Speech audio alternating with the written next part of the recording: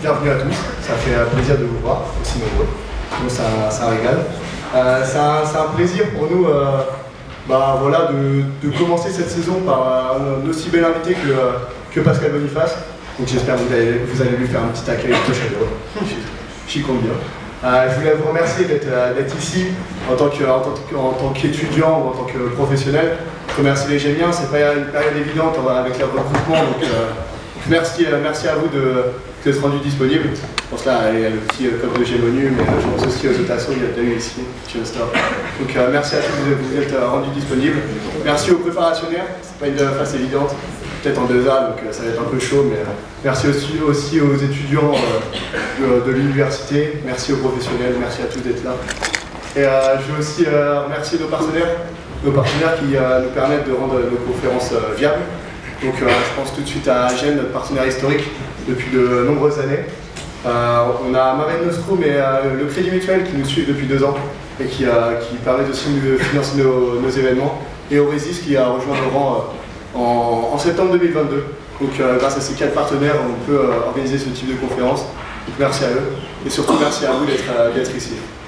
Je vais laisser la parole maintenant à Pierre et Léonore pour la modération et Léo pour le petit billet d'humeur qui va présenter Monsieur Pascal Boniface. Bonsoir à tous et merci d'être présents. Comme on a rappelé midi, je ne sais pas éclairer plus que ça. Un grand merci d'être là. Le pôle conférence, on est vraiment heureux que ce soit Léonore, Vincent également qui est là et moi-même de vous accueillir. J'espère pour les RA qui postulent et qui sont présents dans la salle que vous pourrez avoir un aperçu du plaisir et du bonheur que ça peut être d'accueillir des invités de la carrière de Pascal Boniface. Donc vraiment prenez du plaisir et j'espère à tous que cette conférence vous plaira. Sans plus attendre, je pense que c'est surtout lui que vous invitez, fondateur, directeur de l'IRIS, c'est l'un des plus éminents géopolitologues français et l'un des plus reconnus, spécialisé notamment dans la géopolitique du sport et dans les relations internationales. Donc fait un grand plaisir et l'honneur d'être présent ce soir. Je vous demande de l'accueillir comme il se doit, Monsieur Pascal Boniface.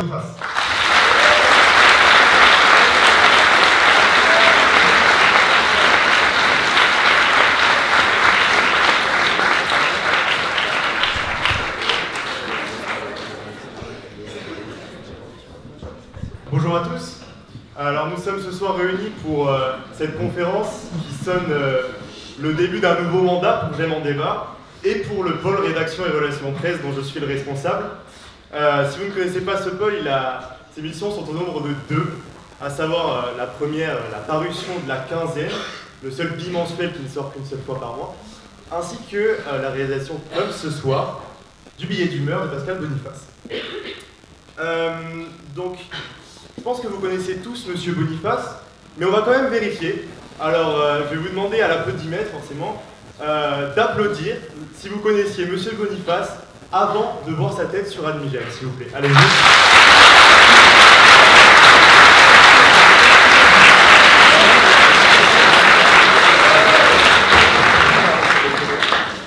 Maintenant, est-ce que parmi vous, il y en a qui seraient intéressés par intégrer l'IRIS en 3e année, ou qui le sont peut-être déjà?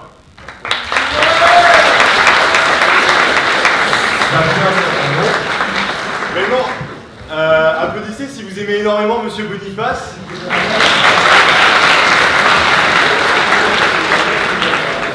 Bon, voilà pour la petite aparté. Reprenons là où nous en étions pour le billet d'humeur.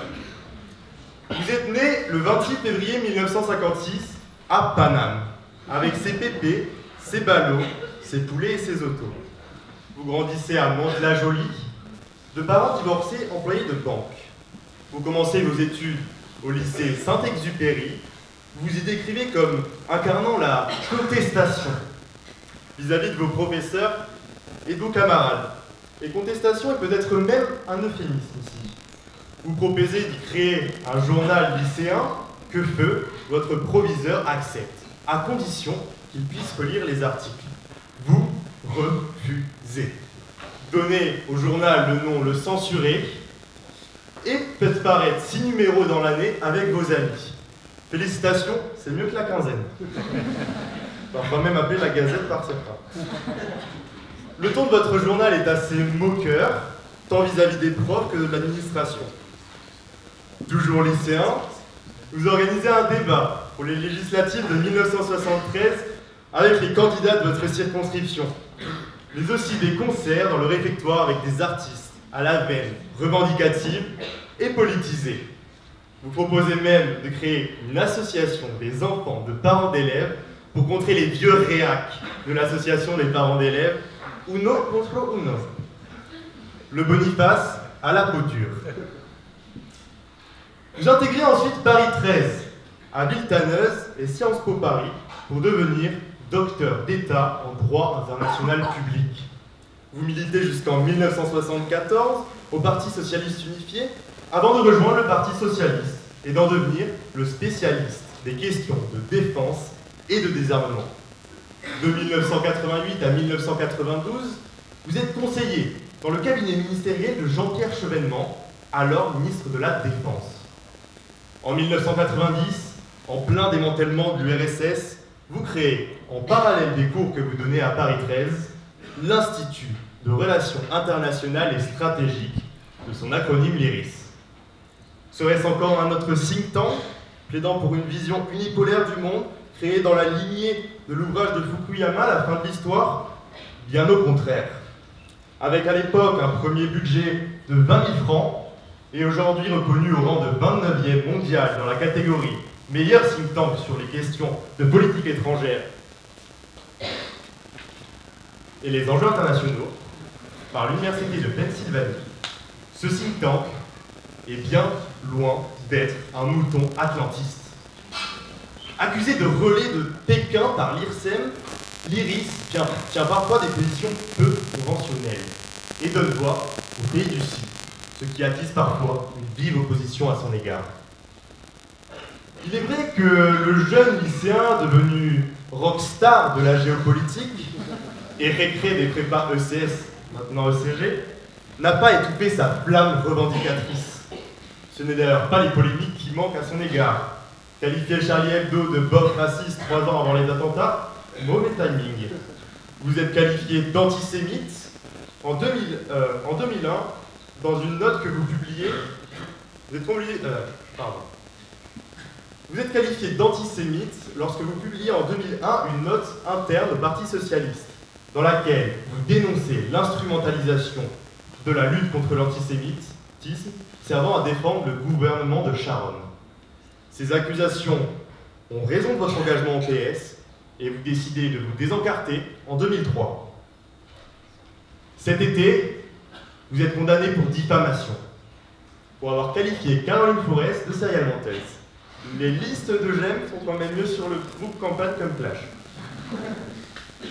Malgré ces quelques péripéties, vous faites une carrière brillante. Vous travaillez successivement pour l'IHEDN, le Haut Conseil de coopération internationale, l'ONU, puis vous êtes nommé chevalier de l'Ordre national du mérite. Vous recevez les insignes d'officier de la Légion d'honneur, et j'en passe. En 2002, vous créez la première école mondiale liée à un think tank, l'IRIS-SUP, une école reconnue pour sa diversité, comme en témoigne le très récent partenariat avec Neoma. Vous avez écrit une soixantaine d'ouvrages, dont certains avec de célèbres personnalités, comme Hubert Védrine, Pape Diouf, ou encore, et c'est à ce moment-là de mes recherches que vous m'avez conquis, car vous avez écrit un livre avec le rappeur engagé Medine. Et c'est à ce moment-là que vous avez perdu l'attention de la moitié de l'auditorium quand on connaît la réputation des étudiants en école de commerce.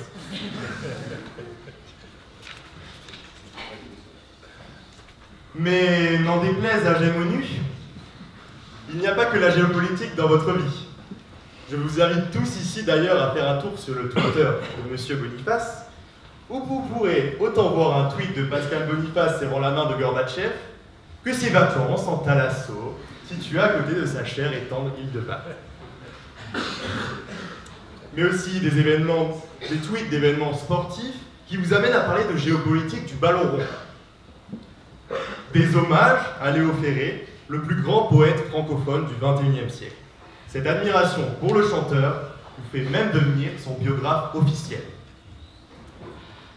Vous tweetez le 24 février 2022, jour qui sonne le début de la guerre en Ukraine, Poutine sera responsable de son agression aux yeux du monde, mais aussi face au peuple russe. L'Ukraine est la première perdante mais la Russie va sortir affaiblie. Vos prophéties semblent donc se réaliser. Est-ce réellement le cas? Nous sommes aujourd'hui réunis pour en discuter. Je vous remercie pour l'attention que vous m'avez donnée et vous êtes une magnifique conférence. Merci Pascal Boniface. Je laisse maintenant la parole à nos 2 maîtres de conférence.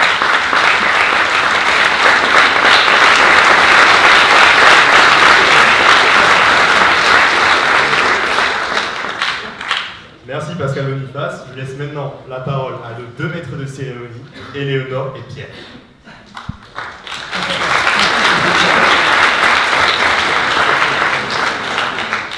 Merci beaucoup Léo. Avant de laisser la parole donc, à Pascal Boniface pour la première partie, je vais rappeler à toutes et à tous la forme de la conférence. Donc pendant 30 minutes, M. Pascal Boniface va s'exprimer sur le sujet qui nous intéresse, en l'occurrence les conséquences géopolitiques de la guerre en Ukraine. On aura ensuite une trentaine de minutes consacrées à un échange avec nous, modérateurs, Éléonore et moi-même.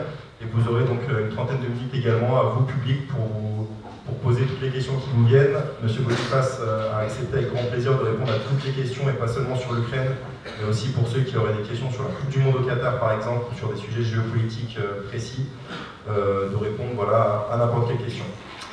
Sur ce, je vous souhaite une bonne conférence, et donc je laisse la place à Pascal Boniface pour la première partie.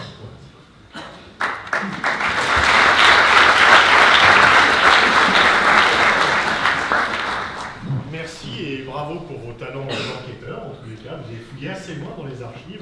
Je veux dire que les périodes au lycée, vous êtes assez fort, mais ce n'est pas très connu. Donc bravo pour vous.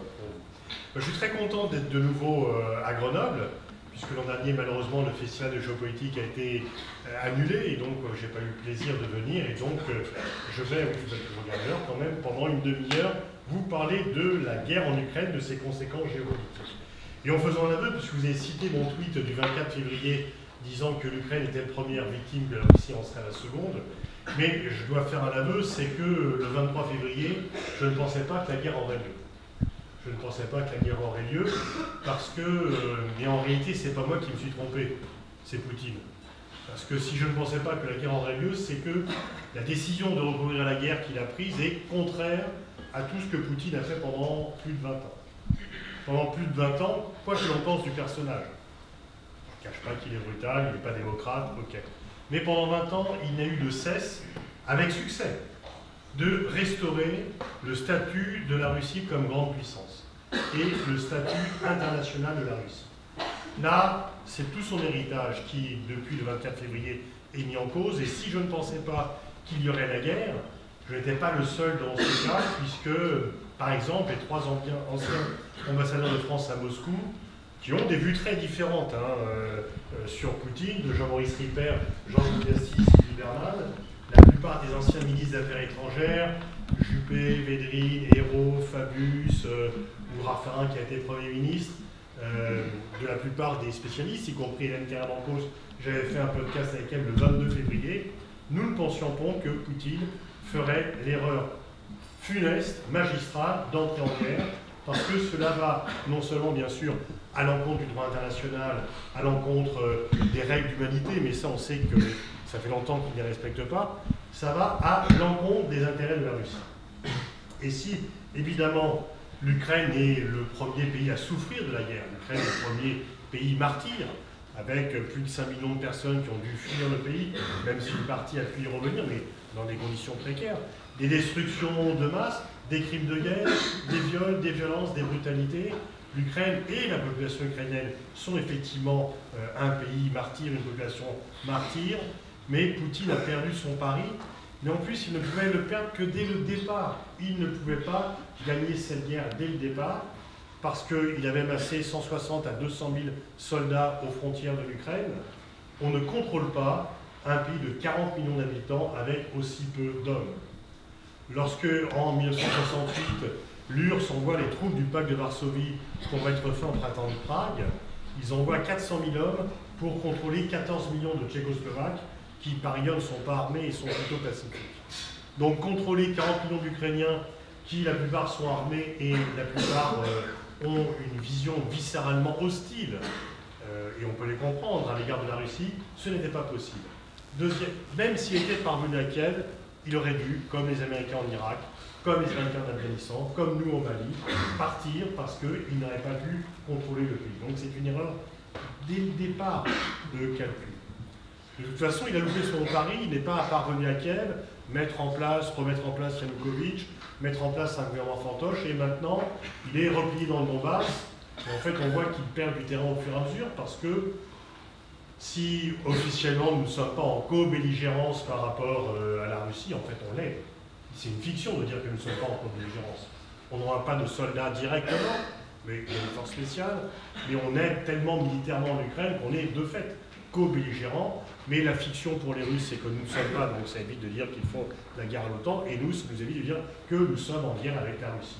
Mais en tous les cas, à terme, je ne vois pas comment il peut gagner la guerre, du fait du potentiel industriel et militaire du côté ukrainien soutenu par l'Occident, et du côté russe non soutenu par la Chine ou par les autres pays. Il n'est pas condamné par la Chine, mais il n'est pas non plus soutenu, et surtout pas soutenu militairement par la Chine. Donc il peut peut-être avoir l'aide de la Biélorussie, l'aide de l'Iran tant que l'Iran est ce régime, l'aide de la Corée du Nord, ça ne fait pas la balance.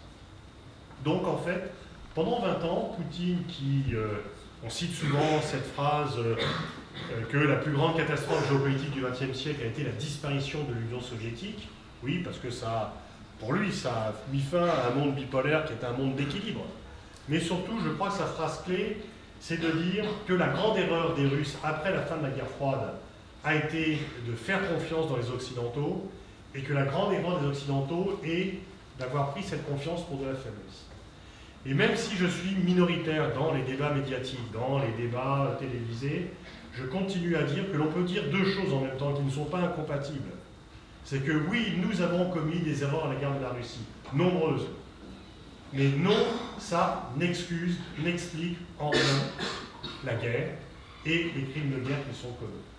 Donc les erreurs à l'égard de la Russie sont nombreuses, et dès 1991, Mitterrand, au sommet de l'OTAN à Rome en décembre 1991, avertissait contre les risques d'un élargissement de l'OTAN qui ne pourrait que crisper la Russie.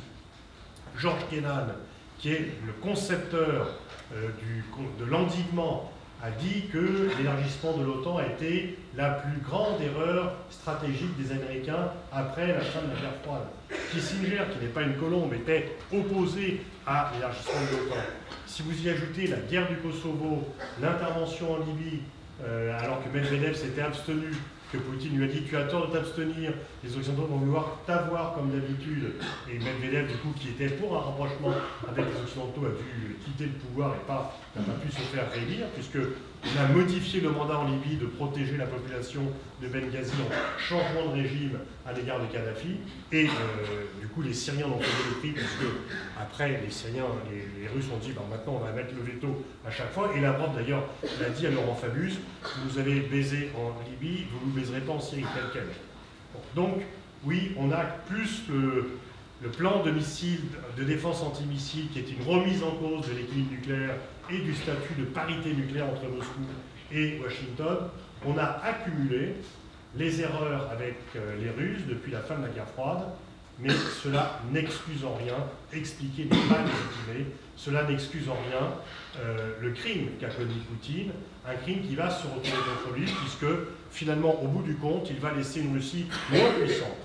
Non pas que celle qu'il a prise en 2000, ça serait difficile, mais moins puissante que celle qu'il a en 2021. En 2021, il a réussi son pari. Moscou, la nouvelle Mecque du Proche-Orient, il peut parler aussi bien avec l'Iran qu'avec les Émirats Arabes Unis, aussi bien que le Qatar qu'avec l'Arabie Saoudite, aussi bien avec le Hamas qu'avec Israël. C'est le seul à pouvoir le faire. Il reprend pied en Afrique, il est présent en Asie, il est également présent en Amérique latine, il fait partie des BRICS, et avec des atouts limités, puisque le PIB de la Russie, c'est à peine le PIB de l'Italie. Les dépenses militaires de la Russie, c'est 8% des dépenses militaires américaines. Il joue un rôle plus important que le poids réel de la Russie. Et là, effectivement, il va tout mettre en l'air. Qu'est-ce qui se passe? C'est que la Russie va être affaiblie, d'une part par les sanctions occidentales, mais plus encore par les décisions de Poutine, de réprimer. Dès le 24 février, il interdit, on parle d'une opération spéciale militaire, le terme de guerre est interdit, et donc C'est toujours l'humour qui se venge dans ces cas-là. On rebaptise dans le roman de Tolstoï opération spéciale militaire et paix, puisque le terme de guerre ne peut plus être utilisé. Et ceux qui critiquent un peu risquent la prison. Donc dès le départ, il y a entre 200 et 300 000 Russes qui fuient le pays. Et ça, c'est les forces vives du pays. Ce sont des gens qui sont en contact avec l'étranger, qui sont souvent dans le numérique, dans le digital, dans les nouvelles technologies. Et c'est des gens qui vont manquer au développement de la Russie. Les sanctions font mal, bien sûr, les sanctions occidentales. Et lorsqu'il y a moins d'un mois, ils décrètent la mobilisation partielle, tous ceux qui pensent que pour l'instant il y avait un pacte entre le pouvoir et la population, oui, il y a une guerre, mais c'est loin, et puis c'est l'armée qui l'a fait, ils se disent maintenant ce pacte est rompu, on peut être envoyé faire une guerre qu'en plus on est en train de perdre, parce que Poutine est juste en train l'armée de Poutine, de défendre des positions finalement dans le Donbass, avec, même s'il ne va pas s'effondrer rapidement, mais on voit bien qu'au fur et à mesure, ça grignote. Et Zelensky, qui était prêt à accepter finalement de reconnaître la souveraineté de la Russie, de reconnaître de fait la souveraineté de la Russie sur la Crimée, aujourd'hui dit qu'il n'y aura pas de paix tant que les troupes ukrainiennes n'auront pas reconquis non seulement les territoires perdus depuis le 24 février, mais également ceux perdus en 2014. Donc les conséquences stratégiques, elles sont nombreuses. Ce n'est pas une révolution mondiale. Ça accentue des choses, mais ce n'est pas un paysage tout à fait nouveau. Mais ce qui est certain, c'est qu'il y a une coupure entre la Russie et l'Occident. Les relations entre la Russie et l'Occident sont revenues au niveau de ce qu'elles étaient sous Staline. Il y avait plus de relations entre l'URSS de Brejnev et le monde occidental qu'il n'y a de relations aujourd'hui entre la Russie et l'Occident. Et on peut penser que tant que Poutine sera au pouvoir, cela ne va pas s'arranger. La Russie, qui avait été présentée par Lindsey Graham, un sénateur américain, comme une station-service avec des fusées nucléaires, et encore un peu plus cela parce que finalement la richesse de la Russie, c'est ses exportations de gaz et de pétrole. Il n'y en a plus du côté occidental, mais il y en a ailleurs. Et là, il ne perd pas trop parce que comme le prix des matières premières énergétiques a très largement augmenté, il vend moins, mais il vend plus cher, ce n'est pas très grave. Mais tous les secteurs liés à l'étranger, tous les secteurs de semi-conducteurs, etc., et les 200, 300, 400, 500 000 Russes qui ont fui la deuxième vague, qui ont fui la Russie après la mobilisation, ça arrange Poutine, parce que ce sont des opposants au moins, c'est des gens qui pourraient râler, qui ne seront plus en Russie, mais c'est la force vive du pays qui est partie, et donc le pouvoir de Poutine est peut-être affermi, mais le statut de la Russie est diminué, et donc la Russie perd du terrain. Mais il ne faudrait pas faire l'erreur, comme on le fait trop souvent dans cette partie du monde, de penser que le monde a condamné Poutine. Seuls les Occidentaux ont condamné Poutine. Il ne faut pas que la communauté occidentale se prenne pour la communauté internationale. Il y a eu effectivement 130 pays qui ont condamné l'annexion des régions ukrainiennes à l'Assemblée générale de l'ONU, mais quand on parle des sanctions, seuls les pays de l'OTAN ont pris les sanctions, avec la Corée du Sud, le Japon, l'Australie, la Nouvelle-Zélande, qui sont des pays stratégiquement occidentaux. Et donc le reste du monde ne veut pas être mêlé à cette affaire. Le reste du monde dit, c'est votre problème. Nous, quand on fait la guerre, vous ne voulez pas vous occuper de nous. Et d'ailleurs, vous, les Occidentaux, vous condamnez l'acquisition. Il y a un interview dans Le Monde de ce soir de la ministre pakistanaise des Affaires étrangères qui dit, mais finalement, la non-acquisition de territoire par la force, c'est vraiment à géométrie variable. Au Cachemire, vous ne dites rien. Vous ne voulez pas condamner l'Inde, pour ne pas parler effectivement de la situation des Palestiniens. Et donc le reste du monde nous renvoie à notre hypocrisie à mettre en avant des principes qui sont à géométrie variable. Deuxièmement, ces pays qu'on appelait auparavant le tiers-monde, qui est aujourd'hui le sud global, se disent mais quel est notre intérêt à couper les relations avec la Russie? On peut en avoir besoin. L'Afrique du Sud se rappelle de l'aide pendant la lutte contre l'apartheid. L'Angola, le Mozambique, de l'aide pendant la décolonisation, comme l'Algérie. Le Mali se dit c'est Wagner qui soutient mon régime, je ne vais pas me fâcher avec eux. Et il y a plein, et l'Inde se dit mais ils nous font des prix très intéressants pour le pétrole que je paye en rouble, donc je ne vais quand même pas me fâcher avec eux. Par ailleurs, les 2 tiers de mon armée sont équipés avec du matériel russe, je ne vais pas couper les approvisionnements. Et puis ils disent mais finalement en 2015, quand il y avait des réfugiés qui venaient du Proche-Orient, d'Afrique, vous avez fermé les frontières. Vous avez fait une crise et vous ne vouliez accueillir personne. Là, vous avez accueilli, sans barguigner, 5 millions de personnes, sauf les étudiants africains qui étaient en Ukraine que vous n'avez pas voulu laisser passer. Donc ne venez pas nous parler de valeurs, ne venez pas nous parler de principes, vous approuvez vos intérêts. Et donc il faut vraiment se rendre compte qu'on assiste à une nouvelle division, que cette guerre vient augmenter, elle ne l'a pas créée, elle vient un peu la faire durcir. C'est The West versus The Rest. Il y a les Occidentaux qui pensent qu'ils ont des valeurs, qu'ils doivent exporter la démocratie, que c'est leur mission, qu'ils doivent le faire peut-être plus vraiment par la guerre, parce que les guerres ne réussissent plus. Mais en tous les cas, qui doivent être la référence. Et le reste du monde qui dit « non mais ça marche plus, vos trucs. Ça marche plus, on est des pays indépendants, on va poursuivre nos intérêts, et en fait on veut parler et avec Moscou, et avec Washington, et avec Pékin, et avec Washington. » Donc là, il y a vraiment une nouvelle division qui se met en place avec ce Sud global qui est indépendant et qui ne suit plus l'agenda fixé par les Européens. L'Ukraine est un pays martyr, mais elle a acquis un statut. Avant février, personne ne voulait investir en Ukraine. Le pays était, je ne suis pas sûr que l'on puisse employer l'imparfait, corrompu jusqu'à la moelle. Tous les dirigeants ukrainiens, qu'ils soient pro-russes ou pro-européens, étaient unis dans la volonté de s'en mettre plein les poches et d'oublier la population. Le PIB ukrainien en 2021 était inférieur à ce qui était à l'indépendance en 1991. Ce n'est pas du fait de la guerre. 7 millions d'Ukrainiens ont quitté l'Ukraine depuis l'indépendance. Je ne parle même pas des 2 millions de Criméens qui ont été annexés par la Russie. Mais 7 millions d'Ukrainiens ont fui l'Ukraine parce qu'ils n'avaient pas de perspective. Parce que la corruption, les oligarques, on parle de la démocratie ukrainienne, je suis désolé, mais un pays qui est régi par les oligarques et une démocratie d'un type particulier. Et donc l'Ukraine était fuie de partout, et bien maintenant elle est candidate à l'Union européenne, même si ça prend du temps. Et donc effectivement il y a une solidarité avec l'Ukraine que n'avait pas, et Zelensky a trouvé un statut. C'était un clown, il est devenu un héros, il était Chaplin, il est devenu Churchill. Donc il a vraiment acquis un statut, mais pas un statut mondial.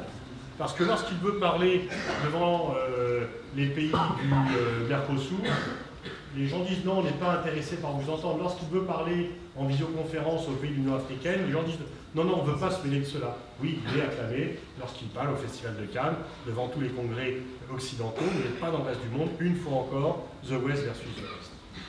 Après, quand on regarde, il me reste quoi, 10 minutes là, à peu près? Ouais, bon. Quels sont les gagnants et les perdants de cette affaire? Les perdants, c'est l'Europe. Et dans l'Europe, les principaux perdants, ce sont la France et l'Allemagne.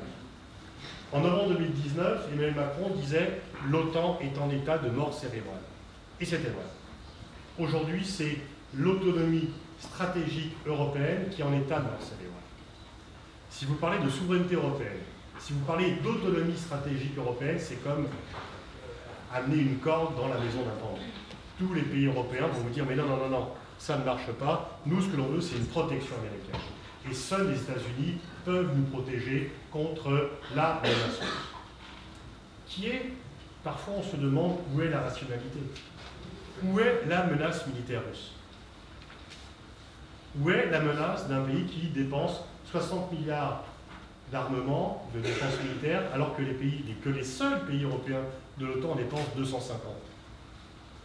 Certains connaissent peut-être ce grand géopolitologue qui était Michel Audiard, qui dans un taxi pour Tobruk fait dire à un de ses personnages, quand les gars de 130 kilos parlent, ceux de 60 kilos écoutent. Donc normalement, quand on a 250 milliards de dollars de dépenses militaires, on n'a pas peur d'un pays qui en fait 60. Et très honnêtement, si les Russes ne sont pas capables de garder Kharkiv, comment ils vont faire pour arriver à Strasbourg ou à Berlin? Donc le fait d'augmenter les dépenses militaires n'est pas rationnel. Tout le monde le fait. Tous les pays européens le font. Tous les pays européens vont accepter d'aller à 2% du PIB en dépenses militaires, alors que l'on peut éventuellement penser qu'il y a des priorités autres que celles-ci. Et que vont-ils faire avec cette augmentation des dépenses militaires? Ils vont acheter des armes aux États-Unis. Ce sont les États-Unis qui vont être le grand bénéficiaire. Donald Trump avait menacé Angela Merkel de sanctions, de menaces si elle terminait Nord Stream 2. Nord Stream 2 a été démantelé et nous allons acheter du gaz aux États-Unis qui vont le vendre 4 fois plus cher qu'à leurs producteurs, qu'à leurs industriels américains. Donc en fait, l'Europe a peur des pays comme la Suède et la Finlande, qui étaient neutres depuis 200 ans, depuis 75 ans pour la première et pour la seconde, n'ont eu de cesse de rejoindre l'OTAN parce que ce qui n'était pas nécessaire quand Staline était au pouvoir l'est devenu aujourd'hui. Donc l'OTAN est devenu le seul jeu en ville. C'est l'alpha et l'oméga de la sécurité européenne. Et si vous parlez un peu d'autonomie stratégique européenne, vous apparaissez comme devant manquer de solidarité avec les États-Unis. Et dans cette optique, les deux principaux perdants sont la France et l'Allemagne. L'Allemagne, parce que son modèle économique, j'ai une chimie performante grâce à un gaz bon marché, c'est terminé. C'est terminé. Et l'industrie automobile va également souffrir. On prévoit, les projections ne sont pas toujours exactes, mais on prévoit une récession en Allemagne l'an prochain. Parce que, effectivement, le gaz, ils étaient dopés au gaz pas cher, c'est terminé. Le gaz va être cher, l'énergie va être chère. Et l'autre perdant, c'est la France. Pourquoi? Parce que l'ADN géopolitique de la France, depuis la Ve République, depuis le général de Gaulle, qui avait été poursuivi par Mitterrand, et ensuite, de façon moins habile, par ceux qui ont suivi. Mais disons que ce qu'on appelle le gaulo-mitterrandisme, c'était quoi comme ADN? C'était avoir des relations importantes avec Moscou, que Moscou soit la capitale de l'URSS ou la capitale de la Russie, c'était pareil, pour desserrer les taux, se créer des marges de manœuvre et trouver des respirations à l'égard de Washington. Ça, c'est terminé. C'est terminé parce que, même si Macron dit qu'il veut garder un contact, un canal de communication avec la Russie, il n'y aura plus d'échange souverain tant que Poutine sera au pouvoir entre la France et la Russie, parce qu'on reproche à la France d'avoir trop longtemps négocié avec la Russie. Et puis, donc, et le projet gaulo-mitterrandien d'autonomie stratégique européenne, eh ben non, les pays européens n'en veulent plus parce que ce qu'ils veulent, c'est l'OTAN. Et donc, les grands vainqueurs, ce sont les États-Unis. Oubliez la débâcle de Kaboul. Le 15 août 2021, ce n'est quand même pas si lointain. Le 15 août 2021, c'est la débâcle de Kaboul. Joe Biden a une raison de quitter l'Afghanistan. Il serait resté 10 ans de plus, il y aurait eu plus de morts, plus de dépenses. Les Américains ont dépensé 2000 milliards de dollars en 20 ans en Afghanistan pour chasser les talibans et les voir revenir au pouvoir. Dans un pays dont le PIB annuel est de 20 milliards de dollars. Donc c'est complètement irrationnel. Donc il fallait qu'ils partent. Mais est-ce qu'il fallait partir comme cela dans la débat qu'ils ont créé? Et donc le 15 août, y compris dans le Golfe, ils sont pourtant très liés, et là ça les a encore marqués, ils se disent mais il n'y a plus de crédibilité stratégique américaine. Aujourd'hui, du moins en Europe, on se dit les Américains sont les seuls à pouvoir nous défendre. Donc en fait, ils nous défendent contre une menace qui est gonflée aux hormones parce que la menace militaire russe. Je ne dis pas qu'il n'y a pas de menace russe, mais elle n'est pas militaire. On ne va pas voir des chars soviétiques, des chars russes, comme on voyait auparavant des chars soviétiques débouler place de la Concorde, comme c'était le fantasme de certains. Et donc effectivement, eh bien, les Américains ont repris la direction des opérations et sont de nouveau à la main. Et la France est mise en accusation parce qu'on leur dit mais finalement c'est de votre faute, les Français, les Allemands, vous avez acheté du gaz aux Russes, vous avez voulu négocier avec eux, ça a donné confiance à Poutine. On pourrait dire mais c'est vous les Polonais et les Baltes qui avez sans cesse mis des bâtons dans les roues pour qu'il n'y ait pas un vrai dialogue avec la Russie. Donc du coup Poutine s'est dit bon, l'Europe, j'en ai plus rien à faire et donc je peux me lancer dans l'agression et il faudra voir comment on fait l'après-guerre parce qu'il y aura l'après-guerre. Et je vois dans les débats, certains disent qu'il faudra aller juger Poutine et le déférer devant la Cour pénale internationale. Ok, on fait comment pour aller le chercher? Qui c'est qui va y aller? Ils ont l'arme nucléaire, on va y aller. Donc peut-être que les Russes se débarrasseront de lui s'il subit une défaite trop humiliante. Mais on voit bien que la volonté de certains de penser que tout est facile vient un petit peu altérer. De toute façon, la paix ne se fait qu'avec ceux avec qui on est en guerre. Donc tant que Poutine est au pouvoir, on peut penser que c'est un criminel, on peut penser qu'on a beaucoup de reproches avec lui, mais s'il y a une négociation, on ne va pas la faire avec le Dalai Lama ou avec Bill Gates, c'est bien avec Poutine qu'on va la faire. Donc ça ne sert à rien de dire qu'on ne fera rien avec lui. Et puis, puisqu'il me reste à peu près 5 minutes, bon, le problème entre la Russie et l'Occident, c'est un problème pour l'année qui vient, enfin pour longtemps, mais c'est bon. Mais le sujet majeur qui vient, c'est bien sûr les relations entre la Chine et les États-Unis. C'est bien sûr parce que pour les 20 ans qui viennent, pour les 15 ou 20 ans qui viennent, le sujet géopolitique majeur, c'est l'opposition entre la Chine et les États-Unis. Que cette guerre en Ukraine vient suite au Covid, la crise du Covid avait déjà clarifié ou intensifié cette rivalité sino-américaine, la guerre en Ukraine le fait encore plus. Non pas que les Chinois soutiennent la Russie. Les Chinois ne sont pas très contents de cette guerre. Parce que les Chinois pensaient que le jeu normal de leur croissance économique leur ferait obtenir la première place mondiale très rapidement. Et la guerre, ça perturbe. Et puis en plus, la guerre, ça vient augmenter le prix des denrées alimentaires et des produits énergétiques, qui sont les deux principaux postes d'importation. Donc, et puis les Chines, c'est le pays Sun Tzu. On gagne surtout les guerres qu'on n'aime pas. Donc, en fait, Poutine est un perturbateur et les Chinois n'aiment pas les perturbateurs. Mais s'ils ne soutiennent pas Poutine, qu'ils ne vont pas lui livrer des armes, ils ne veulent pas qu'il perde. Parce que la défaite de Poutine serait une victoire de l'Occident. Et que l'ennemi de mon ennemi est mon ennemi. Donc il n'y a pas une alliance solide comme l'Europe, mais les Chinois vont tout faire pour que la chute de Poutine soit évitée ou que la défaite de la Russie ne soit pas trop apparente. Et puis, une fois encore, il n'y a pas que les Chinois, c'est que tous les pays. On n'a pas prêté assez attention dans ce pays aux déclarations de Lula, disant mais la guerre, il y a des torts des deux côtés, aussi bien les Ukrainiens que les Russes. Et Lula n'est pas un dictateur. Et donc, il faut bien voir que dans tout le reste du monde, on nous renvoie dos à dos les Ukrainiens, les Russes, et il n'y a pas le soutien à l'Ukraine très fort dans le monde occidental. Et donc, il y a cette rivalité montante, intensifiée par la guerre en Ukraine, après avoir été intensifiée par la crise de Covid-19 entre la Chine et les États-Unis, mais ne croyez pas que ce qui fait la différence entre ces deux pays, c'est une question de dictature et de démocratie. Je ne dis pas que les États-Unis ne sont pas une démocratie, je ne dis pas que la Chine n'est pas une dictature. Mais ce n'est pas ça le problème. C'est pas ça le problème. Parce qu'en 1972, quand Nixon et Kissinger vont à Pékin passer à une alliance de fait avec la Chine contre l'Union soviétique, la Chine n'est pas une démocratie. Lorsque dans les années 90, Clinton pousse les entreprises américaines à investir en Chine pour bénéficier d'une main-d'œuvre abondante, bon marché, disciplinée, qui ne fait jamais grève, la Chine n'est pas une démocratie, on vient de vivre la place Tiananmen au contraire. Donc en fait, ce n'est pas le problème des droits de l'homme, c'est qu'en fait, il y a eu un pacte entre Pékin et Washington qui a été rompu. Et il est vrai qu'il a été rompu par Pékin. Ce pacte, c'était « je ne conteste pas ta suprématie mondiale, tu ne parles pas de mon régime politique ». Et ce pacte, signé de fait par Deng Xiaoping, a été brisé par Xi Jinping qui revendique la place de première puissance mondiale pour la Chine. Deng Xiaoping disait qu'il fallait attendre son heure et cacher sa force. Xi Jinping veut la montrer. Et la Chine, qui faisait 10% du PIB américain en 2001 lorsqu'elle a adhéré à l'OMC, en fait aujourd'hui 70%.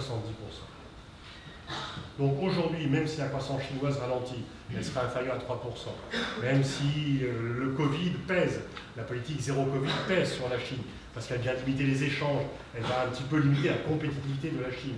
Même si la crispation autoritaire de Xi pèse aussi sur la Chine pour les mêmes raisons, toujours est-il qu'aujourd'hui, la question n'est pas de savoir si le PIB chinois va un jour dépasser le PIB américain, c'est de savoir quand est-ce qu'il va le faire. Et probablement au cours de la prochaine génération. Et en fait, au plus fort de la guerre froide, au plus fort de la puissance soviétique, les soviétiques n'ont jamais fait que 40% du PIB américain. Donc, le vrai enjeu stratégique, c'est de savoir, est-ce que les Américains, comment vont-ils supporter ce rattrapage continu et ce dépassement éventuel de la Chine? C'est le fameux piège de Thucydide, les guerres du Péloponnèse. Pour Sparte, la guerre devient inévitable avec Athènes à partir du moment où Athènes rattrape Sparte. La différence, depuis le Péloponnèse, c'est la décision nucléaire qui vient calmer les choses et le fait que la légitimité du Parti communiste chinois, elle est avant tout basée sur la croissance économique qui, bien sûr, serait impactée par la guerre. Donc le consommateur chinois n'est pas tout à fait prêt. Et en fait, lorsque Biden vient proposer l'alliance des démocraties contre l'axe des pays autoritaires, Pékin, Moscou et Téhéran en prime, même s'il n'est pas sûr que le régime de Téhéran dure éternellement. Eh bien en fait, les Européens, il est venu en juin 21, avant la débâcle de Kaboul, pour le sommet du G7, pour le sommet de l'OTAN, pour dire venez, venez. On a besoin, nous, démocratie, d'être unis contre la dictature chinoise. Mais le problème est, bien sûr, depuis la guerre, il martèle encore plus ce slogan, puisque l'agression russe est fait un parallèle entre une éventuelle agression chinoise face à Taïwan, sur lequel on pourra revenir dans la séance des questions tout à l'heure, si vous le voulez. Mais en fait, ce n'est pas le problème des Européens. Le problème de Pékin pour Washington, c'est la suprématie mondiale. Les Européens n'ont pas ce problème. Quand j'ai commencé dans les années 80 à travailler sur les questions stratégiques, le PIB chinois était 4 fois inférieur au PIB français. Aujourd'hui, c'est l'inverse, 3 fois supérieur. Ça ne crée pas d'angoisse pour moi. C'est comme ça. Voilà. Mais ça crée des angoisses chez les États-Unis parce qu'ils sont toujours habitués à être la première puissance mondiale depuis 1945 et que, par ailleurs, ils pensent que c'est un rôle qui leur est dévolu par la grâce de Dieu, quelque part. Donc, en fait, ils ont du mal à accepter cela. Et il est très important que l'Europe serve plutôt de pont entre Washington et Pékin, qu'ils ne s'embarquent dans une querelle dans laquelle nous ne serons pas suivis. La Chine a des relations commerciales est le premier partenaire commercial de plus de 130 pays, les États-Unis de plus de 60. Donc, si l'Occident demande, comme il le fait pour la Russie, de choisir entre l'Occident et la Chine, le reste du monde ne choisira pas l'Occident. Donc, il faut être réaliste, et je sais que la réelle politique est souvent critiquée, mais je conclurai par les mots d'Hubert Védrine, il y a pire que la réelle politique, c'est l'irréel politique. Partir des rêves, des fantasmes, et ne pas voir les réalités, parce que si on veut transformer le monde, si on veut le modifier, si on veut l'améliorer, il faut partir non pas de ce que l'on aimerait qu'il soit, mais de ce qu'il est réellement. Je vous remercie.